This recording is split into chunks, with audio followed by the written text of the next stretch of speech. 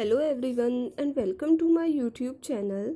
Today we are starting the next chapter measurement of national income या फिर how we calculate national income। आज हम पढ़ने वाले हैं कि नेशनल इनकम को कैसे कैलकुलेट किया जाता है, वो कौन कौन से मेथड्स हैं जिनसे हम नेशनल इनकम को कैलकुलेट करते हैं। देखिए, किसी भी कंट्री की नेशनल इनकम को इन 3 डिफरेंट मेथड से कैलकुलेट किया जाता है। First is product method, second income method and third is expenditure method. अब देखिए, ये मेथड्स हमें मिले कहाँ से हैं। आप जब मैंने लास्ट वीडियो बनाई थी सर्कुलर फ्लो ऑफ इनकम पर, तो मैंने आपको 3 फेजेस बताए थे। उसमें 3 फेजेस बताए थे ना। फर्स्ट क्या था? Production phase. प्रोडक्शन फेज में क्या हो रहा था? As a flow of goods and services. Goods and services का फ्लो हो रहा था। वो कैसे हो रहा था कि एक तरफ फर्म्स थी और दूसरी तरफ हाउस होल्ड्स थे। ये हाउस होल्ड अपनी सर्विसेज इसे दे रहे थे, यानी कि फैक्टर ऑफ प्रोडक्शन। ये फर्म क्या कर रही थी? गुड्स एंड सर्विसेज को प्रोड्यूस कर रही थी। तो इसमें क्या हो रहा था कि प्रोडक्शन फेज, गुड्स और सर्विसेज का प्रोडक्शन हो रहा था। तो फर्स्ट हो गया प्रोडक्शन फेज। सेकंड क्या था? इनकम फेज या फिर डिस्ट्रीब्यूशन फेज। डिस्ट्रीब्यूशन फेज या इनकम फेज क्या था?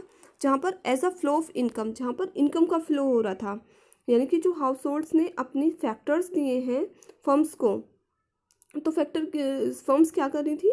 फर्म्स इसे इनकम पे कर रही थी in the form of rent, wages, salary, interest, profit के रूप में। ओके, नेक्स्ट थर्ड फेज क्या था हमारा? थर्ड फेज था एक्सपेंडिचर फेज। एक्सपेंडिचर फेज में क्या था? As a flow of expenditure, जहाँ पर एक्सपेंडिचर का फ्लो हो रहा था। वो कैसे हो रहा था कि जो ये हाउस होल्ड है, इन्होंने जो इनकम अर्न की है उसका क्या कर रहे थे? जो फर्म्स ने गुड्स एंड सर्विसेज को प्रोड्यूस किया है उस पर एक्सपेंड कर रहे थे, खर्च कर रहे थे। तो वहीं से हमें ये मेथड्स मिले हैं। फर्स्ट प्रोडक्ट मेथड या फिर वैल्यू एडिड मेथड या फिर production method. Next income method and third is expenditure method. Okay, now today we are going to study about production method या फिर value added method. Okay student, so let's start product method. अब देखिए product method product method क्या होता है? Product method is that method which measure the gross value added at market price। अब देखिए product method क्या है? ग्रोस वैल्यू एडिड है। ग्रोस वैल्यू एडिड सभी जानते हैं, total value added. Total value added means depreciation also included and eight market price. Market price भी सभी जानते हैं, जिसमें नेट इनडायरेक्ट टैक्सेस इंक्लूड होते हैं। नेट इनडायरेक्ट टैक्सेस क्या होते हैं? जिसमें indirect taxes plus and subsidy को माइनस किया जाता है। As the sum total of value added by all the producing units with in the domestic territory. इसमें क्या हो रहा है? जो ऑल प्रोड्यूसिंग यूनिट्स हैं, प्रोड्यूसिंग यूनिट्स मतलब जो भी फर्म्स हैं, जो फैक्टर्स यूज़ कर रही हैं, उनको क्या दे रही हैं? उनको पे कर रही हैं in the form of rent, wages, salary, interest, profit. तो उन सभी की वैल्यू को ऐड किया जाता है with in the domestic territory, जो भी डोमेस्टिक टेरिटरी के अंदर प्रोड्यूस हो रही हैं of a country during the period of an accounting year, या फिर कह सकते हैं एक फाइनेंशियल ईयर में, एक अकाउंटिंग ईयर में, एक पर्टिकुलर टाइम पीरियड में। ठीक है, तो ये होता है हमारा प्रोडक्शन मेथड। प्रोडक्शन मेथड में मीन्स क्या होता है कि इसमें sum total of value added by all the production unit and depreciation included and net indirect taxes included. Okay, it is adjusted to find national income. इसको adjust किया जाता है क्या फाइंड करने के लिए? नेशनल इनकम को फाइंड करने के लिए। तो अब हम पढ़ते हैं कि वैल्यू एडिड क्या होता है। देखिए, value added is the difference between value of output of an enterprise and the value of its intermediate consumption। यानी कि जो वैल्यू एडिड है वो इक्वल होगा किसके? वैल्यू ऑफ आउटपुट के। जो भी हमारी गुड्स एंड सर्विसेज प्रोड्यूस हुई हैं उसकी वैल्यू कितनी है, टोटल वैल्यू क्या है, और minus intermediate consumption. Intermediate consumption को हम क्या कर देंगे? माइनस कर देंगे। अब देखिए जब हम वैल्यू एडिड मेथड यूज़ करते हैं तो उसमें इंटरमीडिएट कंजम्पशन को माइनस क्यों किया जाता है। पहले तो ये समझिए कि ये इंटरमीडिएट कंजम्पशन होता क्या है। Intermediate consumption refers to the value of non factors input. आपने जब फाइनल गुड्स मैंने पढ़ाई थी, इंटरमीडिएट कंजम्पशन बताया था, तो मैंने वहाँ आपको बताया था कि इंटरमीडिएट कंजम्पशन बताया था। तो इंटरमीडिएट कंजम्पशन में क्या होता है, value of non factor inputs होती है। जो non factor inputs means raw material हो गए, रॉ मटेरियल या फिर जो भी प्रोडक्ट हमारे सेल होते हैं इन अ सेम ईयर, एक साल उसी ईयर जो रीसेल किए जाते हैं, उसको हम कहते हैं इंटरमीडिएट कंजम्पशन। तो हम इसको क्या करते हैं, इंटरमीडिएट कंजम्पशन की वैल्यू को माइनस कर देते हैं जो भी हमारा टोटल प्रोडक्शन हुआ है या टोटल आउटपुट जितना हुआ है। क्यों करते हैं, क्योंकि the value of intermediate consumption are completely merge in the process of production. क्यों, क्योंकि इसमें जो इंटरमीडिएट गुड्स की वैल्यू होती है वो पूरी तरह मर्ज होती है प्रोडक्शन में। अब देखिए एक एग्जांपल के थ्रू समझते हैं। देखिए सपोज अ बेकर, एक बेकर है, उसको फ्लोर चाहिए क्या करने के लिए, ब्रेड को प्रोड्यूस करने के लिए।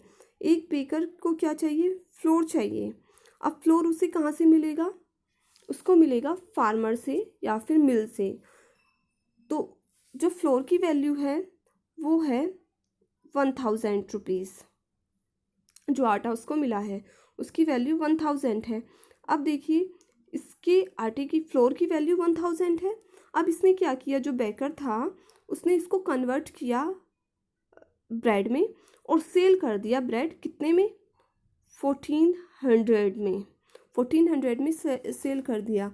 तो इसमें जो वैल्यू एडिड हुई है वो कितनी हुई है, देखिए उसने कितने रुपए में ख़रीदा था फ्लोर, 1000 में, लेकिन जब उसने ब्रेड बनाई, ब्रेड बनाकर कितने में सेल की, 1400 में। तो हम क्या करेंगे इसके लिए, तो ये जो ब्रेड बेकर है उसके लिए जो ये 1000 रुपीज़ है वो क्या है, वो उसके लिए इंटरमीडिएट कंजम्पशन है।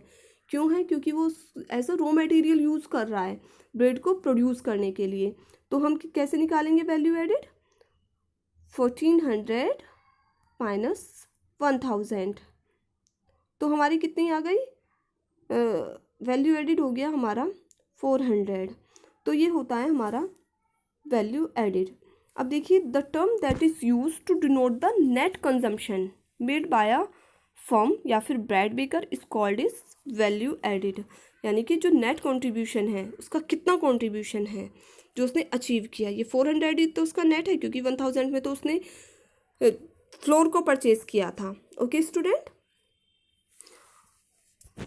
Next is value of output. अब हमारा देखिए हमने इसमें पढ़ा था कि value added is equal to value of output minus intermediate consumption. Intermediate consumption तो समझ आ गया। अब हम देखते हैं कि वैल्यू ऑफ आउटपुट क्या होता है। देखिए value of output refers to the market value of all goods and services produce during a period of 1 year. यानी कि जो भी गुड्स और सर्विसेज प्रोड्यूस हो रही हैं with in a domestic territory और इन अ पर्टिकुलर ईयर, इन अ या फिर कह सकते हैं अकाउंटिंग ईयर में, जितना प्रोडक्शन हो रहा है total production at the market value, जो मार्केट में जाने के लिए है, या फिर कह सकते हैं फाइनल गुड्स जितने प्रोड्यूस हो रही हैं। It also include the cost of depreciation. Cost of depreciation तो इंक्लूड होगी, क्यों होगी, क्योंकि यहाँ पर हम ग्रोस वैल्यू ऑफ आउटपुट देख रहे हैं, यानी कि टोटल प्रोडक्शन देख रहे हैं। तो depreciation also included and net indirect taxes भी इंक्लूड होंगे। नेट इनडायरेक्ट टैक्सेस क्यों इंक्लूड होंगे, वो इसलिए इंक्लूड होंगे क्योंकि यहाँ पर हम मार्केट वैल्यू ले रहे हैं। Okay, when the entire value of the year is sold during that year. अब देखिए अगर जो हमारा आउटपुट है वो सारा सेल हो जाता है जिस साल मैंने प्रोड्यूस किया है। देखिए मैंने कोई गुड को प्रोड्यूस किया, उसकी वैल्यू 1000 थी, अगर वो सारी की सारी सेल हो गई तो वैल्यू ऑफ आउटपुट हमारा क्या होगा, value of output is equal to sale. ये हो गया। लेकिन ऐसा होता नहीं है कि जो वैल्यू ऑफ आउटपुट होता है, यानी कि जो भी टोटल प्रोडक्शन है वो सारा का सारा सेल हो जाता है, वो क्या होता है, वो थोड़ा बच जाता है, या फिर कह सकते हैं अनसोल्ड स्टॉक हो जाता है, या फिर चेंज इन इन्वेंट्रीज कह सकते हैं। वो कैसे? क्योंकि जो स्टॉक हमारा सेल नहीं होता उसमें फिनिश्ड गुड्स भी हो सकती हैं, सेमी फिनिश्ड गुड्स भी हो सकती हैं और रॉ मटेरियल भी हो सकता है, जिन्हें फर्म क्या करती है, कैरी करती है from 1 year to the next, 1 साल के लिए। यानी कि जो प्रोडक्शन मेरा सेल नहीं हुआ है, वो जो बच गया है, मैं क्या उसको फेंक दूंगी? नहीं फेंकूंगी ना, वो तो मेरा बच गया, तो मैं उसको क्या करूंगी, वो मेरा एडिशन हो गया इन कैपिटल स्टॉक, यानी कि जितना मैंने लगाया था उसमें एडिट हो गया। तो कब काम आएगा वो मेरा नेक्स्ट ईयर यूज़ होगा, नेक्स्ट ईयर सेल होगा। तो इसमें क्या होगा कि value of output is equal to change in stock. Change in stock का मीन्स यही है कि सेल हो गई और plus change in stock. Change in stock मतलब इसको कह सकते हैं इन्वेंट्रीज भी कह सकते हैं, या फिर इसको कह सकते हैं अनसोल्ड स्टॉक जो बच गया है। अब चेंज इन स्टॉक को कैसे निकालते हैं?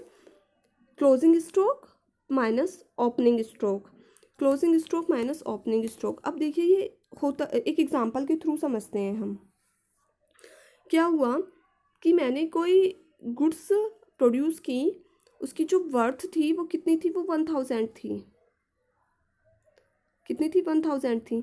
बट वो 1000 वर्थ तो थी, लेकिन मुझे उतनी वर्थ मिली नहीं, क्योंकि जो सेल थी वो कितनी हुई, वो मेरी गुड्स की सेल सिर्फ 800 की हुई। तो कितना बच गया मेरा यहाँ पर 200 रुपीज़ की वर्थ बच गई। उसको मैं क्या करूँगी अब, 200 को नेक्स्ट ईयर, नेक्स्ट टाइम जो मैं अलग चीज़ें प्रोड्यूस करूँगी उसमें ऐड कर दूँगी।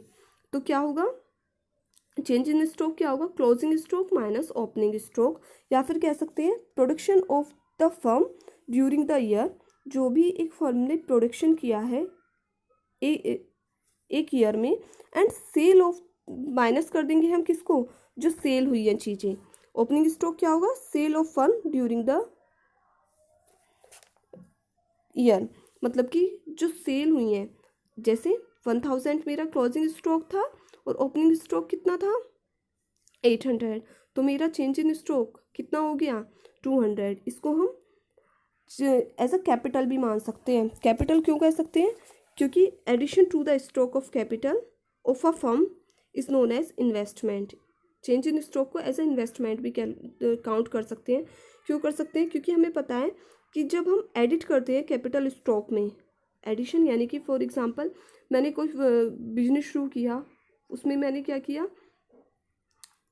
10,000 रुपये का कोई बिजनेस शुरू किया, 10,000 में मेरा क्या हुआ, 8,000 की तो मेरी सेल हो गई, 2,000 यानी कि जो बिजनेस शुरू किया उसमें मेरा जो सेल हुई वो कितने की हुई, क्योंकि इन्वेस्टमेंट क्यों करते हैं, फॉर अचीव प्रॉफिट को अर्न करने के लिए, ठीक है। तो जो मेरा अनसोल्ड स्टॉक होगा, यानी कि जो मेरी वैल्यू मतलब कि उसकी जो वर्थ थी वो कितनी थी,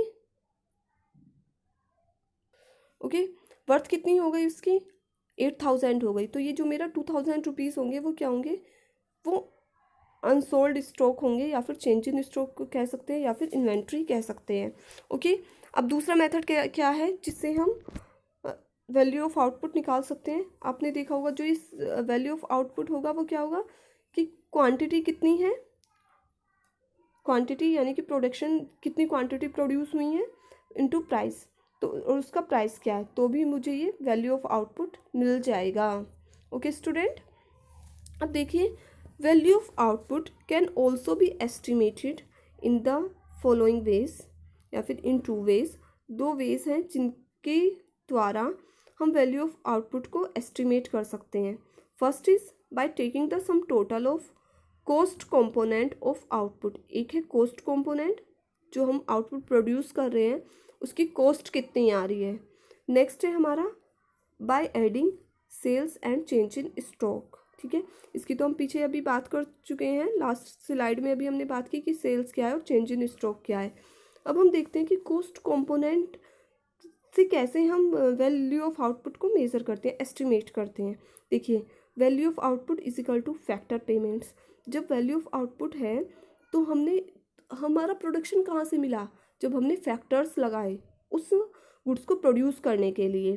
तो हमने उन्हें क्या दिया, rent the, compensation of employees, जो एम्प्लॉयज़ लगाए थे उनको हमने वेजेस दी, सैलरी दी, कंपनसेशन दिया, प्लस जो हमने कैपिटल यूज़ की थी उसको इंटरेस्ट दिया, और जो एंटरप्रेन्योर था उसको प्रॉफिट दिया।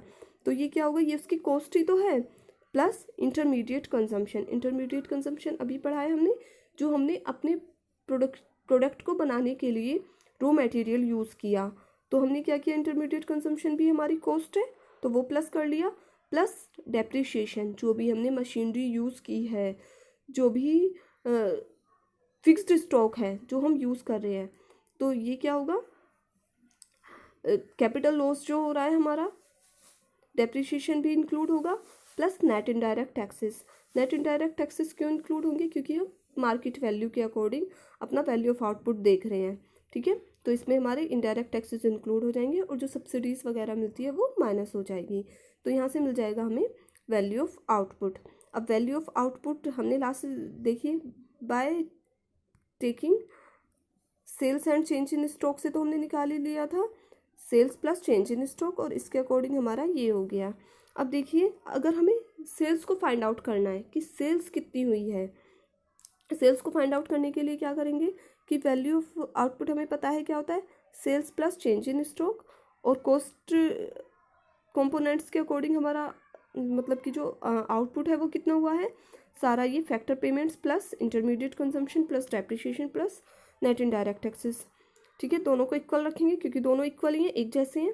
तो यहाँ पर हमें सेल फाइंड आउट हो जाएगी। इसलिए बता रही हूँ मैं ये, क्योंकि जब अभी आप क्वेश्चंस करोगे तो हमें ये सब आएगा निकालने के लिए कि value of output find out करिए, चेंज इन स्टॉक बताइए, सेल्स बताइए। तो सेल्स हम ऐसे निकालेंगे, इन सबको प्लस करके और चेंज इन स्टॉक को माइनस कर देंगे, तो हमें मिल जाएगी सेल्स। ओके, अब steps involved in value added method, वो कौन से स्टेप्स हैं जो वैल्यू एडिड मेथड में इंक्लूड होते हैं, इन्वॉल्व होते हैं।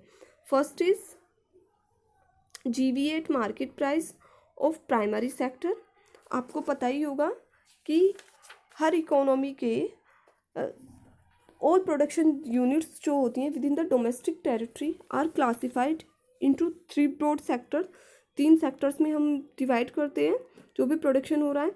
First primary sector, secondary sector और ट्रेसरी सेक्टर।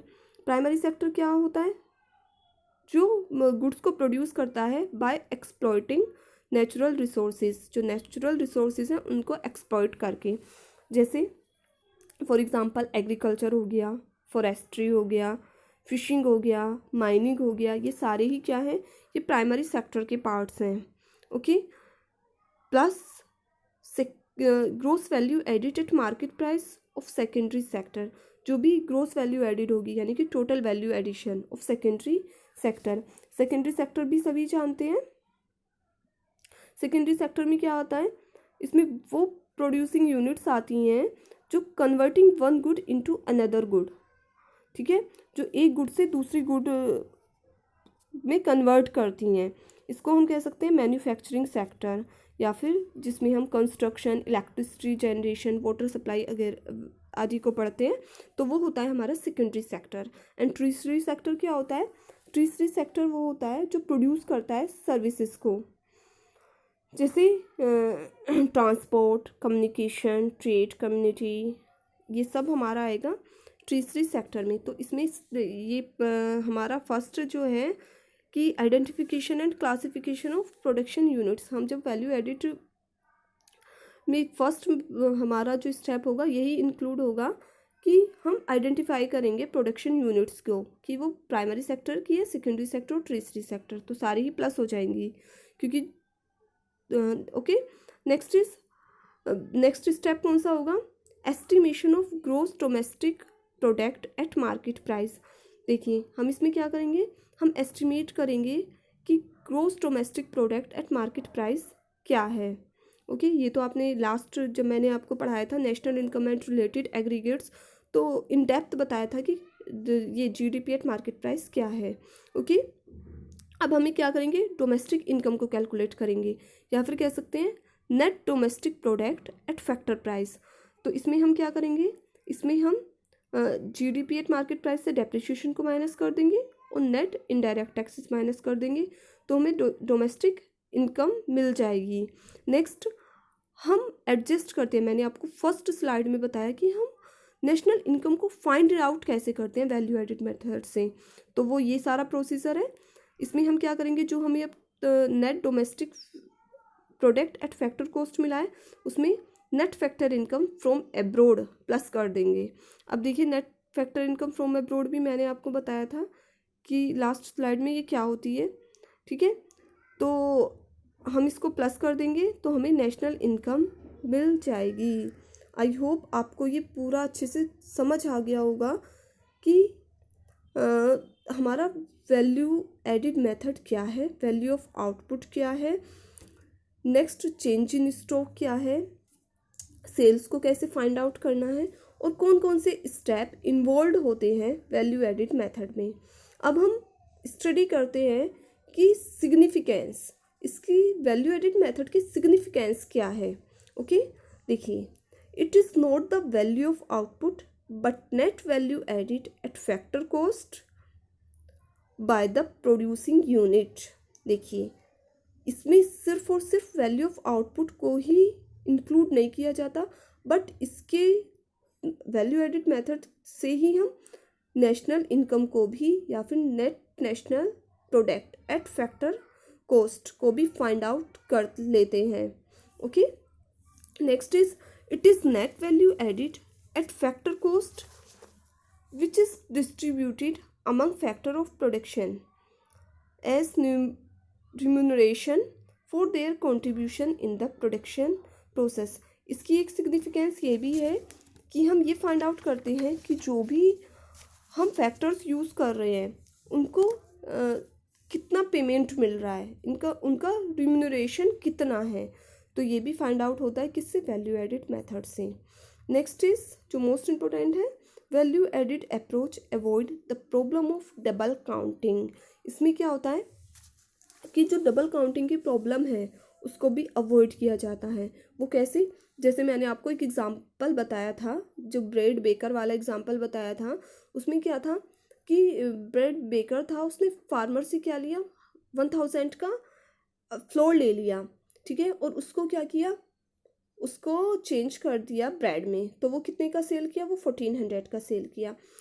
तो हम वैल्यू ऑफ आउटपुट अगर हम देखें तो वो कितना हुआ, वैल्यू ऑफ आउटपुट तो 1000 प्लस 1400 कितना होगा, 1000 प्लस 1400 तो कितना हो गया, 2400।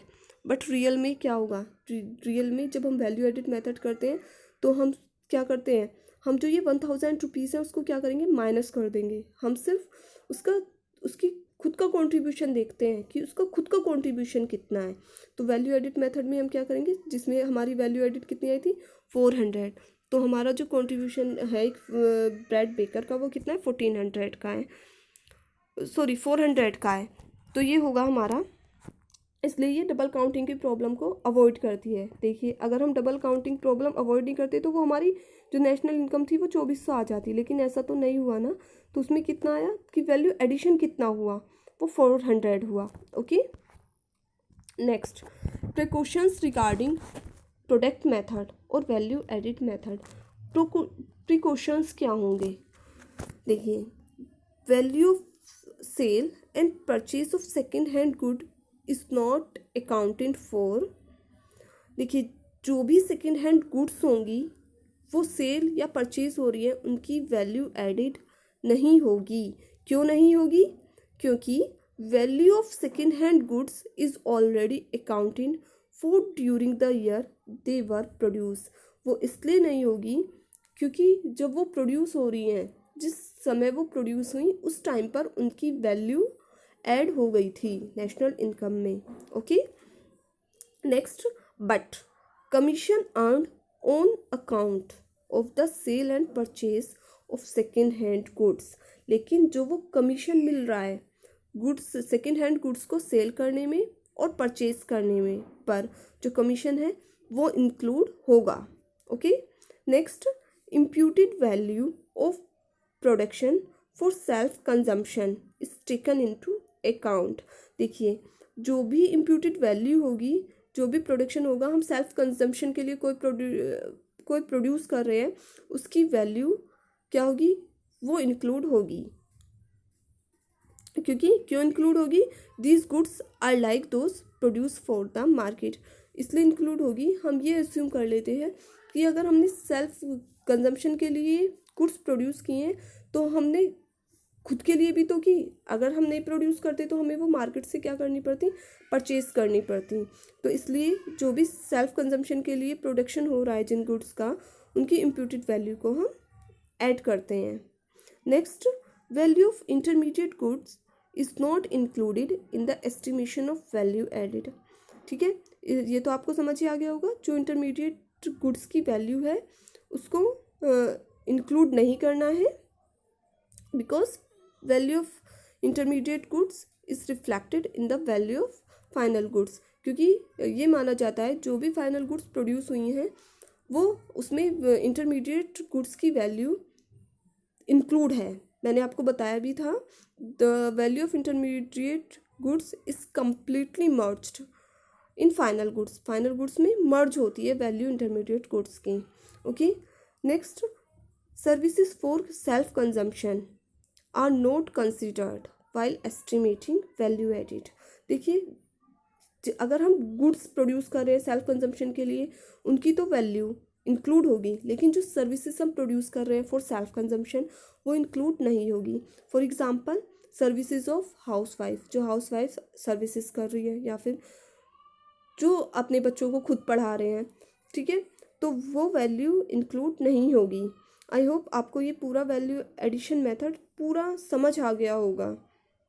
ओके, नेक्स्ट, अब हम एक एग्जांपल के थ्रू समझते हैं कि हम वैल्यू एडिट मेथड को कैसे कैलकुलेट करते हैं। ओके, देखिए, मैंने एक एग्जांपल लिया है जिसमें डोमेस्टिक सेल कितनी है, 2500,000, subsidies 1400, purchase of raw material in the domestic market 500, export 200, depreciation 100, raw material का import 60, net indirect tax 60, closing stock 250 and opening stock 150। ठीक है, ये हमें कुछ डेटा दिया हुआ है और इसके अकॉर्डिंग हमें क्या निकालना है, net value edit eight factor cost. हमें नेट वैल्यू एडिट निकालना है, यानी कि NVA निकालना है एट फैक्टर कॉस्ट पर। लेकिन इस डेटा से आपने एक चीज़ समझ जाना चाहिए आपको। देखिए, इसमें जो हमारे एक्सपोर्ट हैं और जो सेल है, इट मीन्स ये सेम है, ये इंक्लूड होगी। क्यों होगी, क्योंकि ये डोमेस्टिक सेल है और ये एक्सपोर्ट कर रहे हैं। एक्सपोर्ट का मतलब भी तो सेल हो रहा है ना, वो कहाँ हो रहा है, वो हम अपने देश से बाहर भेज रहे हैं, तो वो भी तो हमारे लिए क्या है, हमारे देश के लिए वो भी सेल है। नेक्स्ट, एक चीज़ क्या देखी होगी आपने, इंटरमीडिएट कंजम्पशन। आपको इसी डेटा के अकॉर्डिंग ही समझ आ जाना चाहिए कि हमें कैसे फाइंड आउट करना है और क्या क्या चीज़ हमें दी हुई है। देखिए, raw material in the domestic market and import of raw material. हमने क्या किया, अपने मार्केट, जो हमारा डोमेस्टिक मार्केट था, वहाँ से हमने रॉ मटेरियल को परचेज़ किया, तो ये इंटरमीडिएट कंजम्पशन।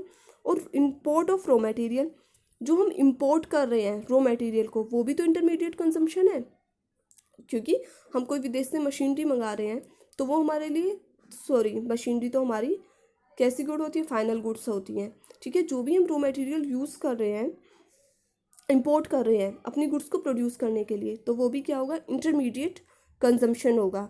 ओके, तो आई होप अब ये क्वेश्चन सॉल्व करने में कोई प्रॉब्लम नहीं होनी चाहिए, क्योंकि सारा डेटा हमारे पास है और हमें पता है कि नेट वैल्यू एडिट कैसे निकालते हैं। ठीक है, देखिए फिर भी समझते हैं। Value of output, value of output सबको पता है कैसे कैलकुलेट करना है। Sales plus change in stock. Sale कितनी है, 2500 प्लस 200। 2500 मैंने अभी बताया वो हमारी डोमेस्टिक सेल है और 200 क्या है, हमारी एक्सपोर्ट वाली सेल है। ओके, इनको प्लस कर लेंगे और चेंज इन स्टॉक को प्लस करेंगे। चेंज इन स्टॉक मतलब अनसोल्ड स्टॉक, जो नहीं बिका था। वो क्या हो गया, closing stock minus opening stock दिया हुआ था साफ साफ, तो हमारा वैल्यू ऑफ आउटपुट कितना आ गया, वो आ गया हमारा 2800,000। अब देखिए, अब हमें निकालना है जीवीएट मार्केट प्राइस। जीवीएट मार्केट प्राइस हमें क्यों निकालना है, क्योंकि हमें एनवीएट फैक्टर कॉस्ट पूछा था क्वेश्चन में। ओके, तो हम पहले मार्केट प्राइस निकालेंगे तभी तो हमें एनवीए मिलेगा। जीवीए से मतलब होगा जिसमें डेप्रिसिएशन इंक्लूड होगा, और एनवीए से मतलब होगा जिसमें डेप्रिसिएशन इंक्लूड नहीं होगा। देखिए, जीवीएट मार्केट प्राइस क्या होगा, जो हमारा value of output minus intermediate consumption, जो भी हमारी वैल्यू ऑफ आउटपुट है हमने उसमें कितना इंटरमीडिएट गुड्स यानी कि रॉ मटेरियल, उस गुड्स को प्रोड्यूस करने के लिए कितना इंटरमीडिएट गुड्स यूज़ की, क्या वर्थ थी उनकी। देखिए, वैल्यू ऑफ आउटपुट तो हमें मिल गया था 2800,000 एंड इंटरमीडिएट कंजम्पशन कितना है 500। 500 क्या है, purchase of raw material in the domestic market, जो हमने रॉ मटेरियल को परचेज किया है अपने ही मार्केट से। नेक्स्ट हमारा था इंपोर्ट ऑफ रॉ मटेरियल, कुछ हम इंपोर्ट भी कर रहे हैं इस वैल्यू, यानी कि किसी गुड्स को प्रोड्यूस करने के लिए है हमें अपने देश में जो रॉ मटेरियल है उसकी तो ज़रूरत है ही, साथ में हमें इंपोर्ट भी करना पड़ रहा है रॉ मटेरियल, तो हम क्या करेंगे, तो वो भी हमारे लिए क्या होगा, इंटरमीडिएट कंजम्पशन होगा। तो हम हमारी वैल्यू, इसको आप कैलकुलेट करोगे तो हमारा जो जीवीएट मार्केट प्राइस है वो कितना आएगा, 2240 रुपीज़। ओके, अब NVA eight market cost, sorry NVA eight factor cost, ये तो निकल ही जाएगा क्योंकि इसमें तो कुछ नहीं है। अब GVA eight market price, okay, minus depreciation. Depreciation क्यों माइनस किया, क्योंकि हमें नेट वैल्यू निकालनी है। And net minus net indirect taxes. Net indirect taxes को क्यों माइनस किया, क्योंकि यहाँ पर जो हम देख रहे थे वो मार्केट प्राइस था, लेकिन यहाँ पर हम देख रहे हैं फैक्टर कॉस्ट। फैक्टर कॉस्ट निकालने के लिए हम क्या करते हैं, नेट इनडायरेक्ट टैक्सेस को माइनस कर देते हैं क्योंकि वो मार्केट प्राइस में इंक्लूड होता है। ओके, तो जीवीएट मार्केट प्राइस हमारा था 2240, depreciation 100 and net indirect taxes दिया हुआ था 60, तो हमारा net value added eight factor cost कितना आया, 2080। ओके, तो ये है हमारा वैल्यू एडिड मेथड। और आपको अब ये भी समझ आ गया कि एक कंट्री वैल्यू एडिशन मेथड से अपनी नेशनल इनकम को कैसे कैलकुलेट करती है। ओके स्टूडेंट, आई होप आपको ये मेरी वीडियो पसंद आई होगी और सारे कॉन्सेप्ट्स आपके क्लियर हो गए होंगे। Okay, thank you.